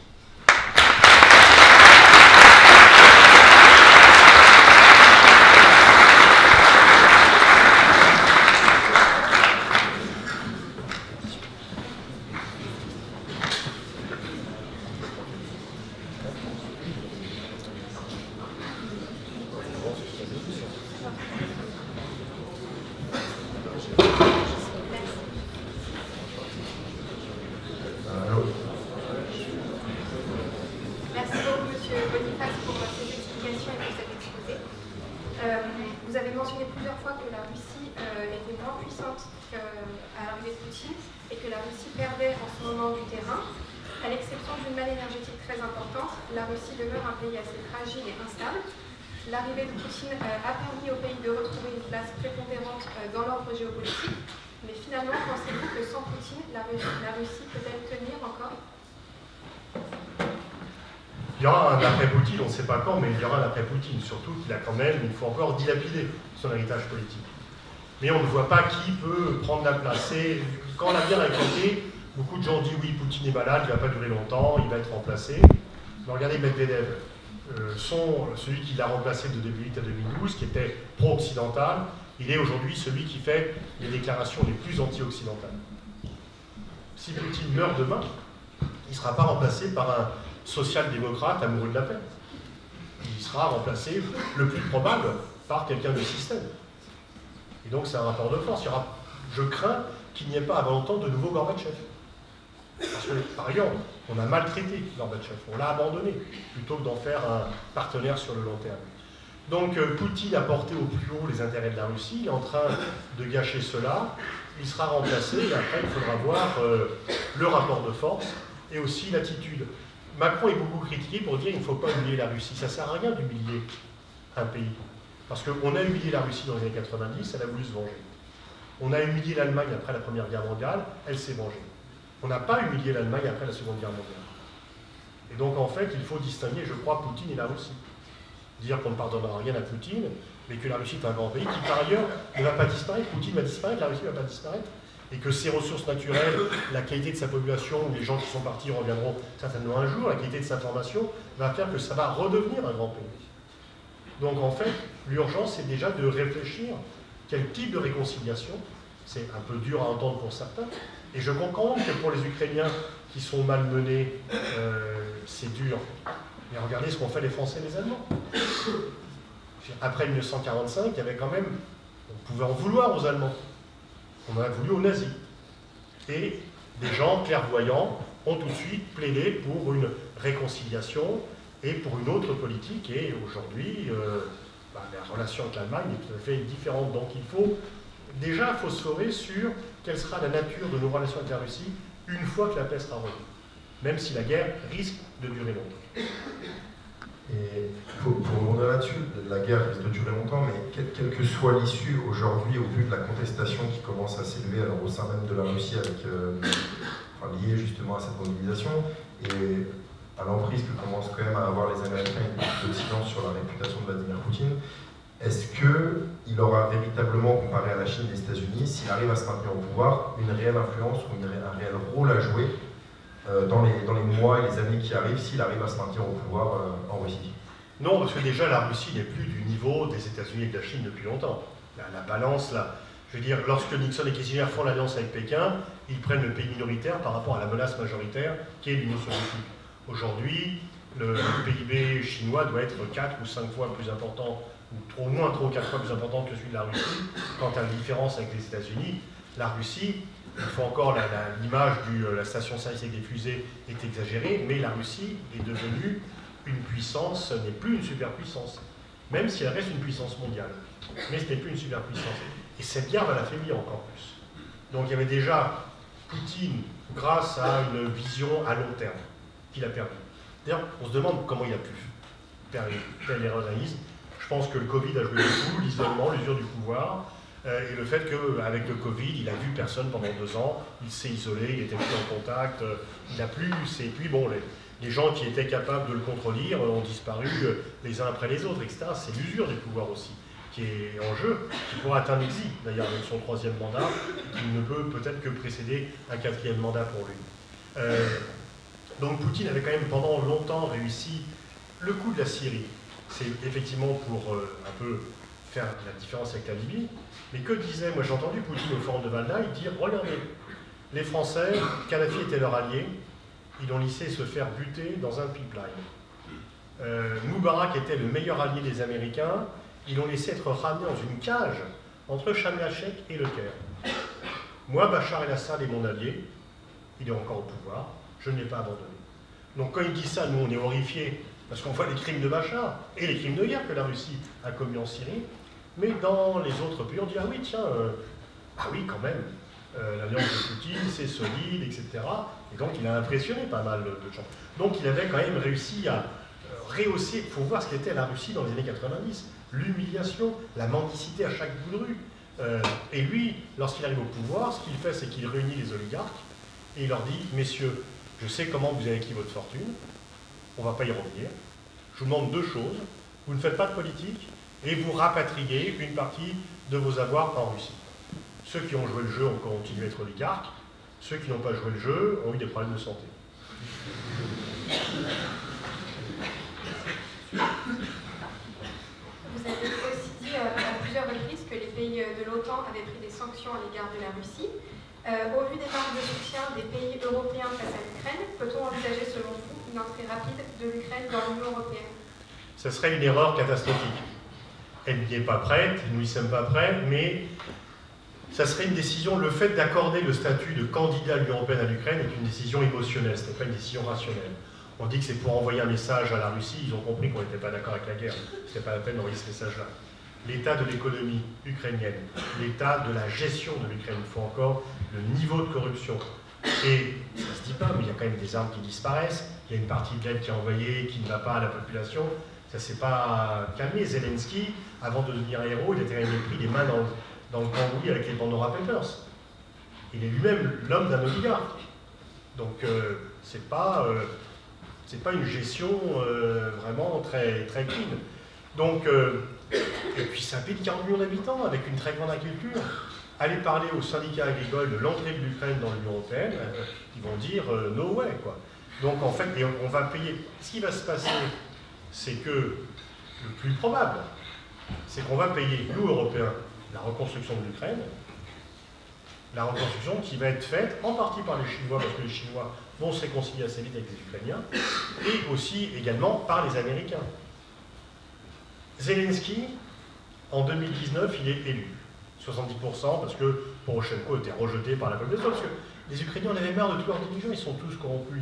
Les Ukrainiens, ils sont martyrisés par Poutine, mais ils ont été victimisés par leurs propres dirigeants pendant longtemps. Et donc, Zelensky est prêt à retarder sa date d'investiture, donc la cérémonie officielle où il vient au pouvoir, pour que Mike Pence, qui n'est quand même que le vice-président de Donald Trump, puisse y assister. Donc c'est dire la soumission qu'il a avec les États-Unis. Donc en fait, vous connaissez certainement cette phrase de Brzezinski, sans l'Ukraine, la Russie cesse d'être un empire en Europe, ce qui est vrai, mais si l'Ukraine adhérait à l'Union européenne, l'Union européenne ne pourrait pas être une puissance, parce que, en fait, l'Ukraine va tenir ce discours-là que les Polonais tiennent déjà, et elle encore plus. Bon, écoutez, les Français, les Allemands, vous êtes bien gentils, mais ceux qui nous ont aidés quand on était bombardés, ce sont les Américains. Donc nos vrais alliés, ce sont les Américains. Et donc on va plutôt voter comme eux que voter comme vous. Donc ils vont prendre les crédits européens et ils vont être les alliés stratégiques des Américains. Donc on sera les cocus et on paiera la chambre. Moi, je voudrais bien revenir sur le rôle de l'Union européenne. Aujourd'hui, on connaît la fragilité de l'Union européenne, son incapacité à s'unifier, notamment en matière de défense et de stratégie, notamment parce que pour Visegrad, des pays comme la Pologne ont toujours vu dans les stratégies de grands défenseurs. Comment se fait-il, au vu des difficultés que connaît l'Europe et que connaissent les pays européens, à commencer par l'Allemagne, au vu de la menace que représente à très très court terme Poutine pour ne serait-ce que la Pologne, à ses frontières et même la Biélorussie, pourquoi l'Europe n'a même pas évoqué, parce qu'elle n'a été même pas évoqué, la possibilité de recréer ou d'essayer de créer une forme de défense stratégique ou une forme d'unité politique en matière de défense stratégique? Parce que si on avait le dollar comme monnaie, on n'aurait pas créé l'euro. Et en termes de sécurité, on a l'OTAN. Et les pays européens pensent que ça suffit, ça marche bien, c'est efficace, et qu'au prix d'une petite dépendance à l'égard des États-Unis, bah, on est plus protégé. Parce qu'on est un petit peu quand même, on est sous dépendance. Et quand vous avez une dépendance, qu'elle soit à la nicotine, au crack ou à la protection stratégique américaine, vous avez du mal à en sortir. Je ne dis pas qu'elles sont toutes aussi nuisibles, mais vous avez du mal à en sortir. Par ailleurs, je ne suis pas sûr que la Russie menace militairement la Pologne. La Pologne se sent menacée militairement. Et je vous rejoins là-dessus, les situations subjectives peuvent créer des situations objectives, des perceptions peuvent créer des réalités. Mais en réalité, ils ne menacent pas la Pologne. L'Ukraine, c'est quand même à part par rapport à tout cela. Puis, ils n'ont pas les moyens. Ils n'ont pas les moyens. Ils ne sont pas capables d'avoir... Poutine a annexé les territoires qu'il ne contrôle pas. Une partie des territoires qui ont été annexés, il n'y a pas l'armée. C'est l'armée ukrainienne qui gagne. Donc avant qu'ils arrivent en Pologne, il va quand même, ça va être un peu compliqué. Mais de toute façon, pourquoi il n'y a pas de défense européenne? Parce que les gens estiment qu'on est défendu par les Américains, que ça marche très bien, et que ce n'est pas la peine de créer autre chose. Le vrai, enfin, si je peux m'exprimer ainsi, l'adhésion de l'Ukraine, vous l'avez parlé tout à l'heure, ça serait une erreur, mais de nombreux pays européens témoignent quand même de grandes marques d'affection à l'égard de l'Ukraine. Je pense là, on a parlé potentiellement football, de la possibilité ou l'idée par l'Espagne et le Portugal de co-organiser le prochain, je sais plus, c'est l'Euro mondial. Le mondial 2030 aux côtés de l'Ukraine, qui certains considèrent déjà comme une aberration quand on voit ce qui se passe avec le Qatar. Comment se fait-il que l'Europe témoigne autant d'affection et en même temps se voit autant menacée en termes d'équilibre au sein de l'Union européenne par l'Ukraine? Parce que l'équilibre de l'Union européenne semble menacé. Non, les pays européens n'ont pas le sentiment que l'Ukraine menace les équilibres européens. On est d'accord pour les accueillir, etc. Alors je crois qu'il faut distinguer deux choses. La solidarité avec un pays qui est attaqué, un pays qui est martyrisé, on doit être solidaire, accueillir les réfugiés, effectivement, envoyer des armes parce qu'ils ont été agressés et qu'ils sont en état de légitime défense, mais ça ne donne pas le droit forcément d'adhérer à l'Union européenne. C'est deux choses, il faut serrer les choses. La solidarité et le fait de leur donner des droits politiques. L'Union européenne doit faire respecter ses intérêts aussi, ce qu'elle ne fait pas toujours. On est très souvent dans la naïveté. Donc on se sent une obligation morale à l'égard de l'Ukraine qui existe, mais cette obligation morale ne peut pas aller jusqu'à l'adhésion à l'Union européenne. C'est un peu... Pourquoi on se sent solidaire de l'Ukraine? Parce que, effectivement, ils sont blonds, donc voilà, s'ils étaient bronzés, on serait moins solidaire, et que la Russie, c'est l'agresseur, et que la Russie était déjà depuis longtemps... bon. Il y a d'autres cas, je veux dire, où il y a des guerres, par exemple la guerre au Yémen, on se sentait moins concerné. Donc on dit c'est au nom des valeurs. Non, c'est parce que ça se passe sur notre continent. Et qu'on a eu peur, même si cette peur n'est pas rationnelle, que la Russie poursuive son avance et aille un peu plus loin. Et que donc l'Ukraine est un pays européen, et donc on se sent, voilà, c'est une question d'identité. On s'est senti moins concerné par la Syrie quand Bachar massacrait sa population. Puisque, à part l'Allemagne qui voulait accueillir les réfugiés, vu qu'elle était en déficit démographique et qu'elle avait besoin de main-d'œuvre, tous les autres pays ont dit non, non, non, on ne veut pas des réfugiés, y compris en France. Y compris en France. Donc effectivement, je peux vous dire que dans tous les pays, la différence d'accueil des réfugiés entre la crise de 2015 et la facilité tout à fait admirable et remarquable qu'on a eu d'accueillir des réfugiés ukrainiens, ça passe assez mal. Vous avez ensuite parlé à plusieurs reprises de la Chine, et notamment du fait qu'elle ne soutenait pas non plus les actions de la Russie. Qu'en est-il selon vous du bilan pour la Chine aujourd'hui, et est-ce que la Chine n'est pas un gagnant dans ce conflit tout de même, avec des focalisations qui sont plus axées sur l'Europe, alors que les tensions sont encore vives à Taïwan par exemple? Je ne pense pas que la Chine attaque Taïwan, parce que d'une part, on ne peut pas faire une comparaison Chine, Taïwan, Russie, Ukraine. Déjà, c'est une île. Donc il n'y a pas de frontière terrestre, donc c'est plus difficile d'envahir. Vous êtes en position de fragilité quand vous voulez envahir une île. D'autre part, Taïwan fait partie de la croissance économique chinoise. L'Ukraine faisait moins partie de l'économie russe. Et puis, les Américains ont dit qu'ils défendraient Taïwan, donc ils disent qu'ils ne défendraient pas l'Ukraine. Donc il y a beaucoup de différences. Mais je ne crois pas que la Chine soit gagnante. Alors on peut dire, oui, le rapport bilatéral met cette guerre met encore un peu plus la Russie sous dépendance chinoise. D'accord. Et sinon, pour le reste, une fois encore, ils voient l'OTAN plus solide que jamais, ils n'aiment pas. Les Européens et les Américains pouvoir plaider d'un rapprochement d'un bloc occidental anti-chinois, ils n'aiment pas. Et l'augmentation du prix du pétrole, du gaz, dont ils sont très largement importateurs, et des matières premières alimentaires. La Chine, c'est 8% des surfaces cultivables et 22% de la population mondiale. Donc ils sont en déficit structurel. Quand ça augmente, ils doivent payer. Et donc, ils ont déjà le Covid, ça vient encore plus ralentir la croissance. Donc non, ils ne sont pas les gagnants de cette guerre. Eux, ils payent un prix quand même. Ils auraient été les gagnants si Poutine avait réussi son coup et que ça avait été une défaite occidentale. Ce n'est pas le cas.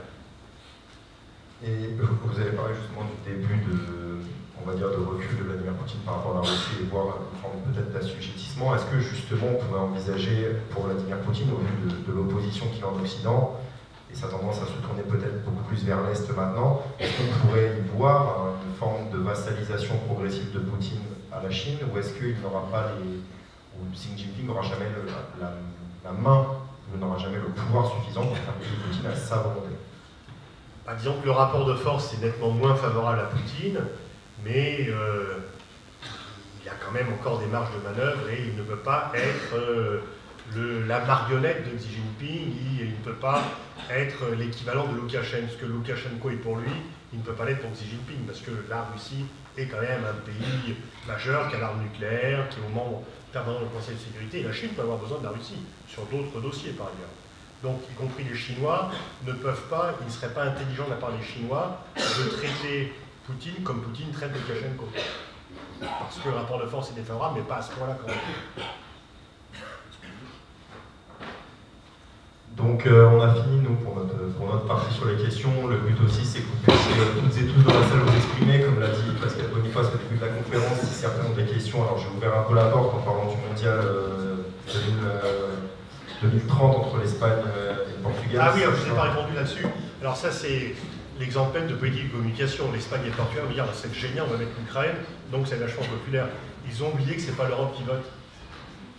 Là pour l'euro peut-être, donc l'euro ça sera maintenant en 2032 ou 2028, mais 2028 je ne sais pas si attribué. Là oui, ça sera très populaire. Mais les pays africains ils ne vont pas voter pour l'Ukraine. Donc du coup on va passer à la question de session-réponse. Vous avez juste à lever la main, on a deux magnifiques staffeuses qui sont juste là, qui vont prendre les questions au fur et à mesure. Donc vous levez la main et on vous donnera les micros. Il y a quelques questions au centre. Voilà. Bonjour Monsieur Boniface, merci pour cette conférence. J'ai deux remarques à faire, pardon. Je suis d'accord avec vous lorsque vous dites que la Russie ne gagnera pas cette guerre, parce qu'elle n'a pas réussi à installer un régime pro-russe à Kiev. Mais je ne suis pas d'accord pour dire que la Russie perdra cette guerre dans la mesure où Vladimir Poutine ne reculera certainement pas sur le Donbass, et encore moins sur la Crimée annexée en 2014. L'avenir le dira, sur le Donbass, il va quand même reculer au fur et à mesure. Il va essayer. Les positions de Zelensky et les siennes sont irréconciliables. Zelensky dit qu'il continuera la guerre tant qu'il n'aura pas tout récupéré. Honnêtement, je pense qu'on devrait lui dire écoute, récupère le Donbass, la Crimée, on en parlera dans 15 ans. Parce qu'en plus, Même si l'annexion de la Crimée est illégale, les gens qui habitent la Crimée veulent être russes, ils ne veulent pas être ukrainiens, surtout maintenant. Donc ça va être compliqué. Mais tant que Zelensky poursuit la guerre, qu'il est aidé par les Américains, il va pouvoir continuer au fur et à mesure à grignoter le territoire du Donbass. Et donc, si Poutine, bon, peut-être que Poutine pourra en garder une partie, je ne sais pas, mais si Poutine termine la guerre sur des positions du 24 février, ou s'il recule en devant rendre ce que les pro-russes avaient gagné en 2014, là, la population russe lui demandera des comptes. Alors, merci. Et deuxième question, vous décrivez souvent Poutine comme quelqu'un de jusqu'au-boutiste. Croyez-vous la menace nucléaire comme réelle? Non, je ne le crois pas, parce que c'est le jeu de la dissuasion. Lorsque ceux qui font des menaces nucléaires, ce n'est pas des gens qui sont en responsabilité. C'est Kadyrov ou c'est des gens sur les plateaux télé, mais ce n'est pas les ministres. Et la doctrine, c'est l'arme nucléaire russe est là pour défendre les intérêts existentiels, grosso modo le territoire de la Russie. Alors, il y a une question sur l'annexion des territoires dans le Donbass, mais c'est un peu différent. Par ailleurs, Poutine ne prend pas seul la décision. Il doit la prendre avec le ministre des Armées et le ministre et le chef d'état-major des armées qui vont lui dire, maintenant là, pourquoi il ne le fera pas? C'est que s'il le faisait, là, la Russie serait coupée du reste du monde. Parce que même la Chine et l'Inde ne pourraient plus continuer à avoir des relations avec un pays qui aurait utilisé, encore plus sur les populations civiles, l'arme nucléaire. Donc, c'est juste, ça peut servir pour dire, pas touche à la Crimée. Mais je ne crois pas. Je ne crains pas l'usage de l'arme nucléaire pour renverser le cours de la bataille dans le Donbass.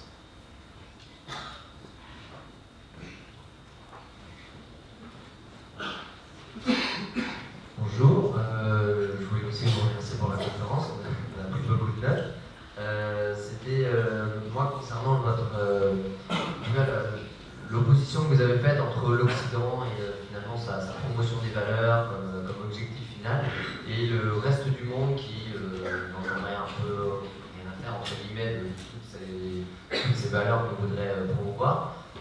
Est-ce que c'est pas réducteur de réduire le reste du monde finalement à une sorte de gros groupe qui dit non aux valeurs de l'Occident, étant donné surtout que vous trouvez quand même des alliés assez forts dans ce groupe, et tout ce groupe ne peut pas non plus, j'imagine, s'allier à non, oui, enfin, votre remarque est juste dans la mesure où ce n'est pas un bloc uni. Il y a vraiment, dans ce groupe de pays, c'est un peu un inventaire à la Prévert. Donc en fait, la seule chose qui les anime, c'est de ne pas vouloir prendre parti dans un camp. Bon, ils prennent parti contre l'annexion, parce que ça, pour eux, c'est insupportable de dire qu'on peut changer les frontières par la force, etc. Et qu'il y a 30 ou 40 pays qui n'ont pas voté. Sinon, il y a quand même 130 ou 140 pays qui ont voté la condamnation. Mais ensuite, ils sont évidemment très différents. Mais ce qu'ils ont en commun, c'est qu'ils ne veulent plus obéir au monde occidental. C'est ça qui les réunit dans leur diversité. Vous avez vu que récemment, Biden est allé en Arabie Saoudite alors qu'il avait dit qu'il ferait de MBS un paria. Il était lui demandé d'augmenter la production de pétrole pour faire baisser un peu les prix. MBS lui a dit ah, je peux pas, ça dépend de l'OPEP, etc. Et après, il y a une réunion de l'OPEP+, avec la Russie. Et donc, les Saoudiens et les Russes décident de diminuer la production de pétrole. Et Mohamed Ben Zayed, le roi, enfin l'émir des Émirats Arabes Unis, va à Moscou. Donc, et il y a le Brésil, même Bolsonaro n'a pas condamné. Et Lula encore moins. Donc il y a des pays très différents. Dans les pays africains, vous avez des pays démocratiques, mais la Côte d'Ivoire et le Sénégal ont fait pareil que le Mali et la République centrafricaine, alors qu'eux n'ont pas d'accord chez eux. Donc en fait, ce qui touche le message unanime, les pays africains sont surtout furieux de la guerre en Libye. Ils considèrent que l'Occident fait une guerre en Libye sans leur demander leur avis, alors qu'ils les avaient avertis qu'ils ne voulaient surtout pas lancer l'opération militaire contre Kadhafi, et c'est eux qui ont payé le prix après. Donc ça, ils sont toujours furieux contre cette intervention occidentale et principalement française en Libye. Et donc en fait, tous ces pays sont très divers quant à la nature de leur régime, quant à leur richesse, quant à l'état de leur économie, leurs atouts de faiblesse. Mais le message unanime, c'est l'heure où l'Occident dirigeait l'agenda est terminé. Et voilà. Et donc nous, on va suivre nos intérêts, qui ne sont pas les intérêts occidentaux.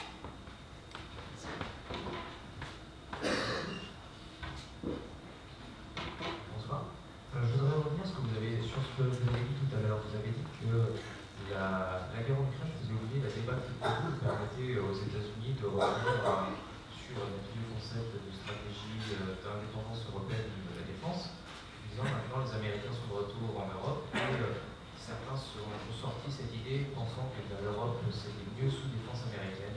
Moi ma question c'est qui a oublié, qui est véritablement, pour qui ça compte vraiment, est-ce que c'est véritablement une bonne nouvelle pour les États-Unis de devoir revenir en Europe à l'heure où le véritable adversaire des États-Unis c'est la Chine et où les États-Unis ont un manque de moyens parce que leurs déficits commerciaux et les résultats sont abyssaux.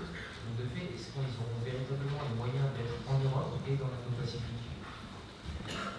Alors d'une part, ils ont un déficit commercial avec l'Europe, mais qui va être réduit du fait des achats de gaz et de pétrole et des achats d'armement. Donc c'est leur intérêt de revenir. Pendant très longtemps, les Américains disent « nous on vient vous aider », mais en fait ils sont là pour leurs intérêts, c'est pas pour autre chose. C'est vrai qu'ils voulaient se désengager de l'Europe. Et Gérard Haro a cette expression, donc l'ancien ambassadeur de France aux États-Unis, de dire pour les Américains, l'Europe c'est un peu une vieille tante qu'on aime bien mais qui compte pas beaucoup. Quoi. Et là, effectivement, ils sont obligés de revenir en masse, mais c'est là où je suis pas tout à fait d'accord avec Gérard, c'est que pour eux, l'intérêt, c'est d'embarquer l'Europe dans la croisade anti-chinoise, justement. C'est parce que la Chine est leur priorité qu'il est important de venir en Europe pour avoir un soutien européen. Pour dire aux Européens, attention, le commerce avec la Chine, vous allez perdre votre souveraineté, etc. Réduisez, vous êtes tombé dans le piège d'une dépendance au gaz russe, ne tombez pas dans le piège d'une dépendance aux produits d'exportation chinoise, alors qu'eux-mêmes, quand même, il y a quand même 400 milliards de déficit américain à l'égard de la Chine chaque année, enfin entre 300 et 400 milliards. Donc cette guerre en Ukraine leur permet quand même de muscler leur discours de la nécessité de mettre en place un bloc occidental contre les régimes autoritaires dont Poutine serait le petit Satan, mais que donc Xi Jinping serait le grand Satan.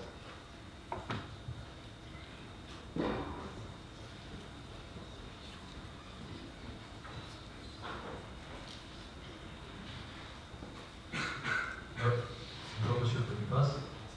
Alors, si on regarde un peu ailleurs, en Asie centrale, on sait que c'est un terrain qui touche à la fois la Russie et la Chine. Est-ce que vous pensez que ces deux acteurs arriveront à se partager cette zone de manière naturelle? Ou bien est-ce que ça pourrait être aussi une source de différend entre les deux? Et d'un autre côté, est-ce que la Turquie a aussi son mot à dire? La Turquie?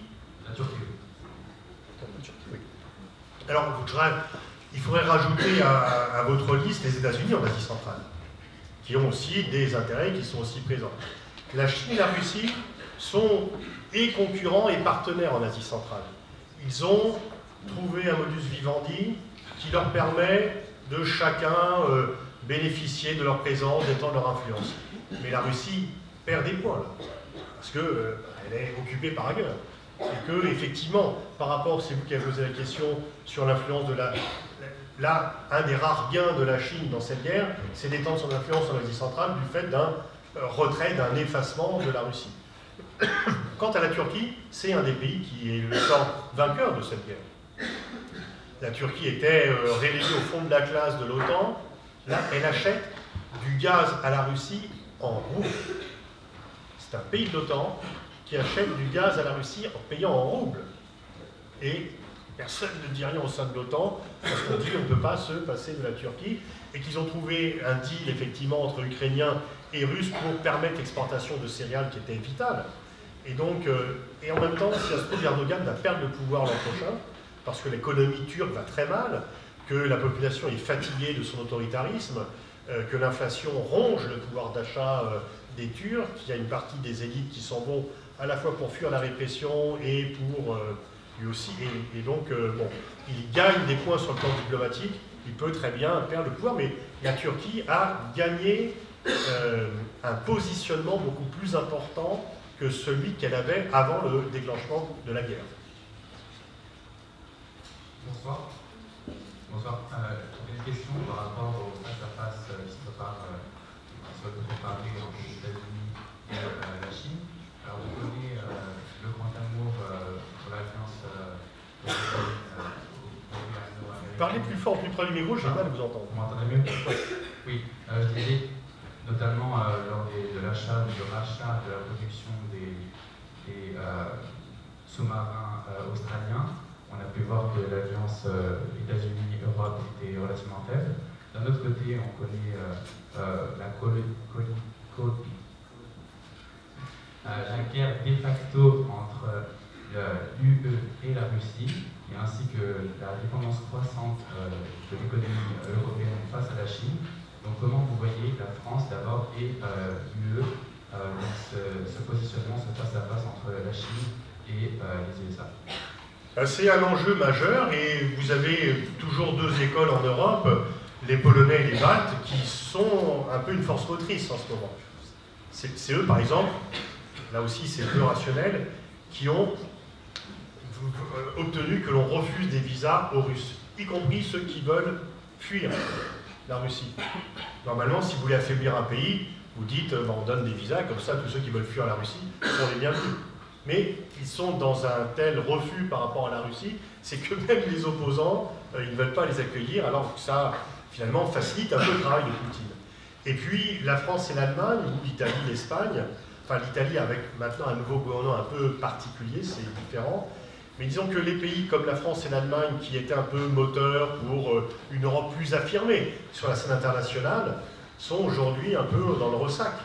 Parce qu'ils n'osent plus prendre l'initiative, ils culpabilisent par rapport au fait d'avoir maintenu trop longtemps, parce qu'on les accuse de cela, un dialogue avec Poutine. Et je pense, moi je trouve qu'on n'affirme pas suffisamment nos intérêts.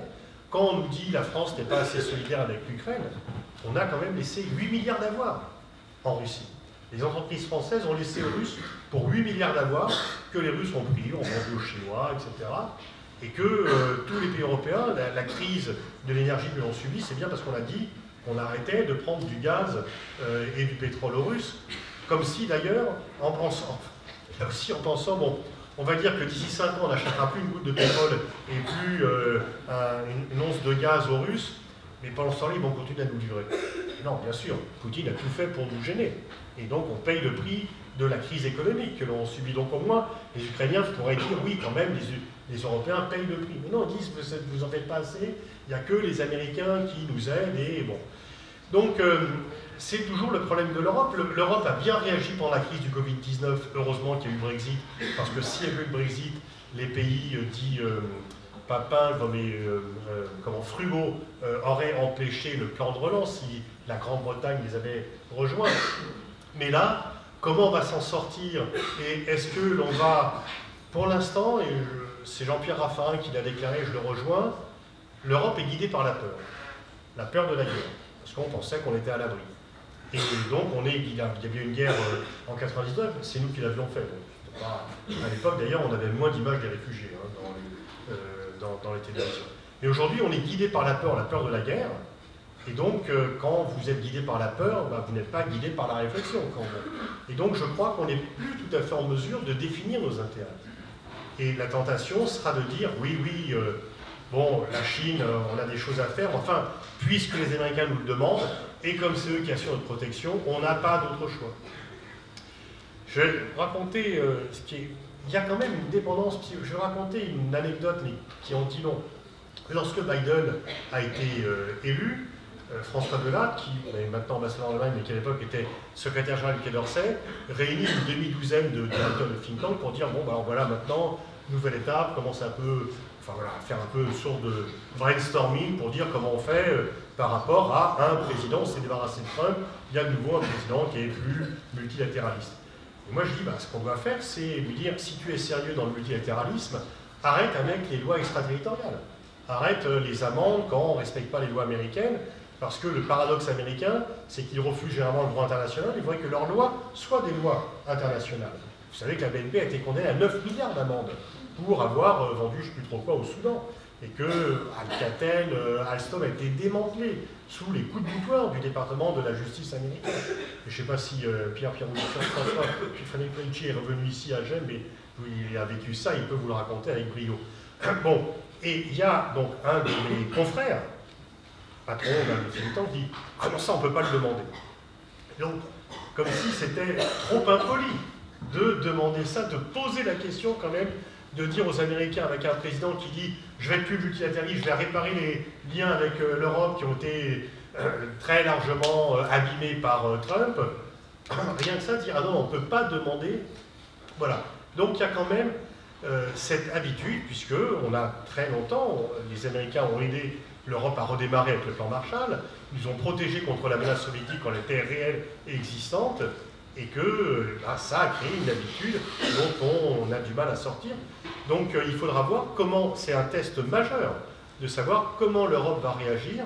Regardez dans les communiqués de l'OTAN, dans la déclaration de l'OTAN du sommet de juin dernier, il y a la Chine presque à chaque page. Mais l'OTAN, c'est l'organisation du traité de l'Atlantique Nord. Donc la Chine n'a rien à voir avec ça. Et Macron a lutté pied à pied pour dire mais non, on ne peut pas parler de la Chine, etc. Résultat, il y a la Chine à toutes les pages. Et donc, il faudra voir si on est pris dans ce mouvement, dans les sables mouvants, si on va se retrouver dans cette coalition qui dessert nos intérêts. La Chine peut être un partenaire, peut être un rival, elle n'est pas pour le moment un ennemi. Et il ne faudrait pas que les erreurs qu'on a commises à l'égard de la Russie soient reproduites à l'égard de la Chine. Parce que le prix sera encore plus lourd à payer. Monsieur Bonitas, merci pour votre intervention. Le 13 septembre, l'Azerbaïdjan a lancé une nouvelle offensive contre l'armée de l'Arménie, achetant le silence médiatique occidental contre du pétrole et du gaz. Face à cette attaque, l'Arménie a officiellement demandé l'appui de l'OTSC, l'Organisation de sécurité collective qui fait partie de la Russie, et pourtant il y a eu un silence total en France. Le 14 septembre, des heurts ont éclaté entre les forces du Tadjikistan et celles du Kyrgyzstan, donc aussi absence totale de la Russie. Enfin, on peut aussi évoquer la Suède et la Finlande qui se décident à intégrer l'OTAN après des années de Finlande. Que pensez-vous de l'influence de la Russie dans son ancien empire à l'heure de la guerre en Ukraine? Eh bien, elle perd pied, effectivement, elle perd, c'est comme l'Asie centrale, elle contrôle moins la situation parce que Poutine ne peut pas à la fois centrer ses efforts sur l'Ukraine et s'occuper de l'Arménie et l'Azerbaïdjan. Mais les pays de l'Union européenne aussi ont abandonné l'Arménie. Parce qu'on a dit aux Arméniens qui demandaient une aide, bah, écoutez, c'est dommage, on vient de signer un accord avec l'Azerbaïdjan, ils vont nous fournir du gaz. Et donc, on a laissé les choses se faire. Donc, oui, il y a une perte d'influence de la Russie dans la région et en règle générale. Et les Azéris ont eu un effet d'aubaine. Ils se sont dit, le monde regarde en Ukraine, on vient de signer, ils ont fait quand même, ils ont repris les combats, quelques jours après avoir signé un pacte avec l'Union européenne, un accord, en disant, voilà, l'accord est signé, ils ne vont pas venir nous chercher des coups dans la tête, parce que, donc oui, il y a des effets d'aubaine pour certains pays. Bonsoir. J'aurais une question de l'ordre économique. On entend très souvent, oui, l'augmentation des prix, c'est à cause de la guerre en Ukraine. Moi, je voudrais savoir la part de réalité de cette affirmation, ou si c'est juste de l'ordre médiatique. Bon, honnêtement, je ne suis pas économiste, j'aurais du mal à vous répondre, mais comme toujours, enfin quand Sylvie Mattei, qui est directrice adjointe, avec qui je parle souvent, elle est économiste et plutôt une excellente, en fait, il n'y a jamais une cause à l'inflation. Ce n'est pas la guerre en Ukraine qui fait l'inflation. Il y avait d'autres tendances inflationnistes auparavant, mais la guerre en Ukraine, avec l'augmentation du cours des matières premières énergétiques, est venue jouer dessus, est venue accélérer, intensifier un phénomène qui existait déjà. Bonjour Monsieur Bonitas, merci pour cette conférence. J'aimerais poser une question à propos de la Chine. Que pensez-vous du fait que M. Xi Jinping pourrait maintenant rester indéfiniment au pouvoir? Quelles seront les conséquences pour nous, occidentaux? Et surtout, est-ce une bonne chose aussi pour la nation chinoise en général? Non, je ne pense pas que ce soit une bonne chose pour la nation chinoise. Xi Jinping pense que c'est une excellente chose pour la nation chinoise parce qu'il est un leader tellement éclairé que seul lui peut continuer à tenir le navire, c'est le grand navigateur. Rappelez-vous que Mao c'était le grand timonier. Et lui, on dit que c'est le navigateur. Donc là, ces références, on parle de la pensée de Xi Jinping, comme on parlait de la pensée de Mao Tse-tung. Deng Xiaoping a voulu casser ça. C'est Deng Xiaoping qui a introduit une règle de 10 ans, de 2 mandats pour un président, pour assurer une rotation et pour éviter les erreurs que Mao a commises à la fin de sa vie, où son pouvoir absolu a conduit la Chine à des décisions dramatiques, catastrophiques. Et le risque de Xi Jinping, c'est l'isolement du pouvoir. c'est le fait de ne plus écouter, au fur et à mesure devenir une crispation autoritaire. Donc je ne suis pas sûr que le fait de prévoir dans un pays où quand même le jeu politique n'est pas tout à fait ouvert, c'est un euphémisme, je ne suis pas sûr que le fait... Je trouve que Deng Xiaoping, c'est lui qui a changé la Chine. Et en changeant la Chine, il a changé le monde.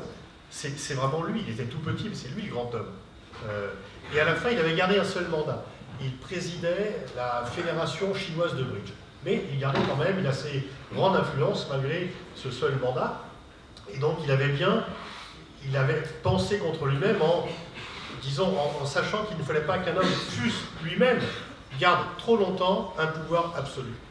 Et je pense que c'est une erreur de Xi Jinping et tous les régimes autoritaires pensent qu'eux seuls peuvent diriger un pays et généralement au bout de 5 ans, ça conduit à commettre des erreurs relativement importantes.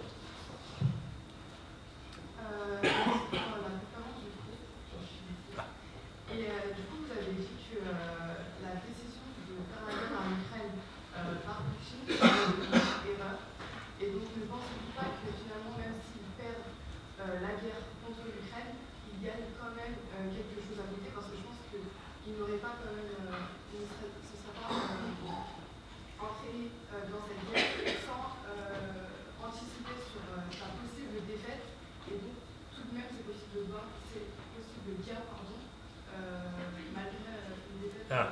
Alors en fait, pardonnez-moi de vous dire comme ça, mais vous faites l'erreur inverse de certaines personnes. Certaines personnes pensent que Poutine est irrationnel. Il n'est pas irrationnel. Il n'a pas notre rationalité. Il n'a pas nos valeurs. Mais il n'est pas irrationnel. Mais vous le pensez trop rationnel. Et vous pensez que, comme il dirige un pays, et qu'il l'a plutôt bien fait pendant 20 ans, il ne commet pas d'erreur. Il commet le même type d'erreur quand, par exemple, Kennedy intensifie la guerre au Vietnam. Et on va arriver, sous Johnson, parce que lui va être assassiné entre-temps, à 500 000 soldats américains au Vietnam. C'est une erreur. Mais et Kennedy et Johnson sont rationnels. Donc en fait, on peut être rationnel et commettre des erreurs monumentales d'analyse. Parce qu'on se trompe, on fait un mauvais calcul, et là, Poutine a surestimé la force de l'armée russe, sous-estimé la résistance ukrainienne, et sous-estimé la solidarité occidentale avec l'Ukraine.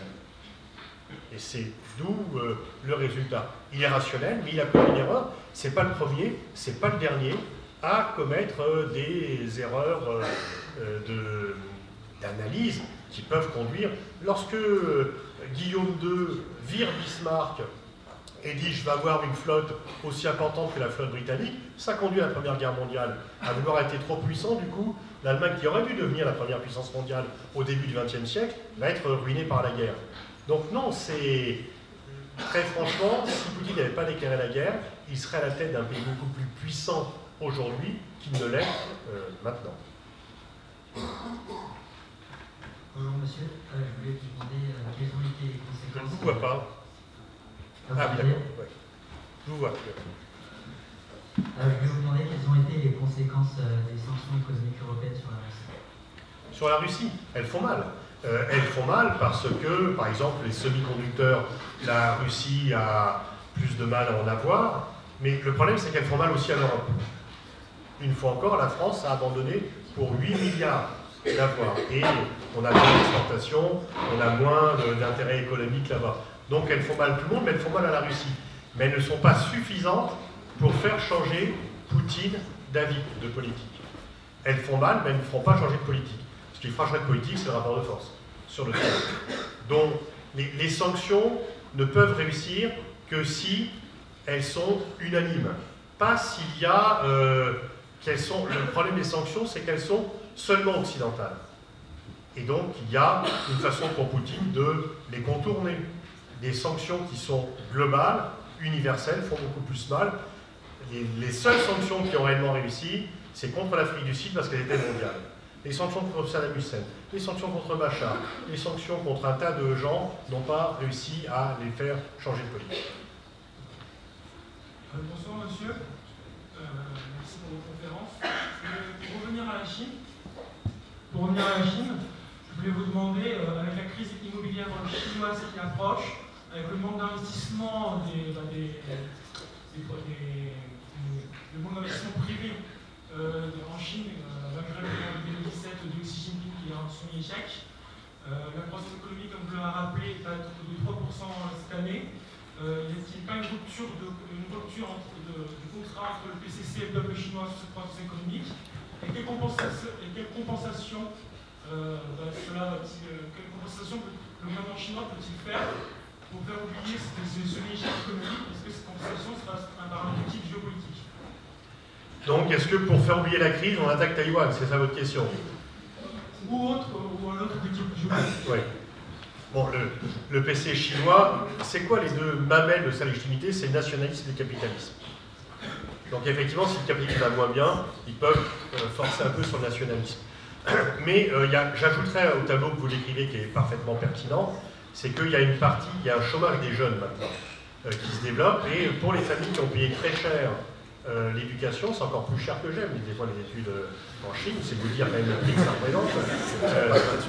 Et donc, les familles font des sacrifices, et si leurs enfants n'ont pas de boulot, ils ne sont pas contents.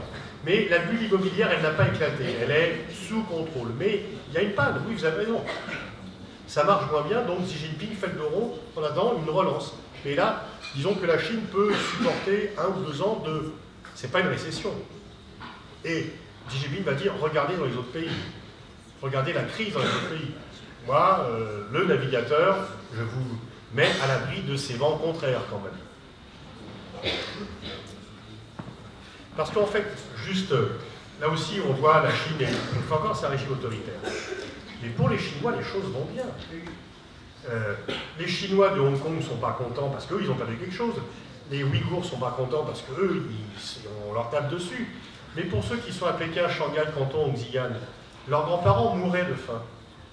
Donc eux, en 2019, avant le Covid, 160 millions de Chinois sont partis à l'étranger en vacances. Il n'y en a pas un qui a demandé l'asile politique, ils sont rentrés.